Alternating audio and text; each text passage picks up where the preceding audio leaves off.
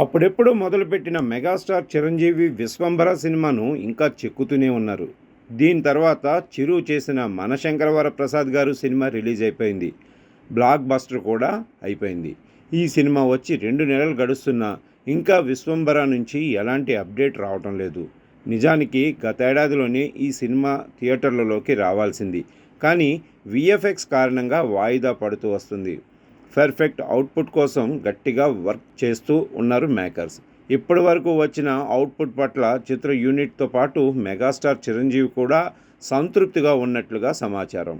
అన్నీ అనుకున్నట్లుగా జరిగితే ఈ ఏడాది జూన్ లేదా జూలైలో ఈ సినిమా రిలీజ్ అయ్యే ఛాన్స్ ఉంది. ఇదిలా ఉంటే ఈ సినిమాను యువి క్రియేషన్స్ వారు భారీ బడ్జెట్తో నిర్మిస్తున్నారు. మెగాస్టార్ కెరీర్లోనే హయ్యెస్ట్ బడ్జెట్ ఖర్చు చేస్తున్నట్లుగా మొదటి నుంచి ప్రచారంలో ఉంది.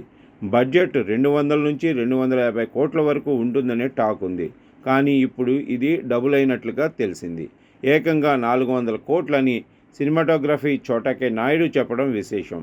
విశ్వంభర గురించి ఒక మూవీ ప్రెస్ మీట్లో ఆయన మాట్లాడుతూ, విశ్వంభర కోసం తల ఉంచుకుని పనిచేస్తున్నాము. ఎందుకంటే విశ్వంభరలో చాలా సీజీ వర్క్ ఉంది. అక్కడ నా ఈగో చూపిస్తే వర్కౌట్ అవ్వదు. సీజీ వర్క్ బాగుండాలి. ఎందుకంటే ఆ మూవీ వెనుక 400 కోట్లు ఉంది.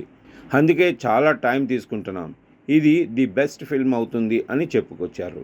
ఆయన చెప్పిన దాని ప్రకారం విశ్వంభర బడ్జెట్ డబుల్ అయ్యిందనే చెప్పొచ్చు.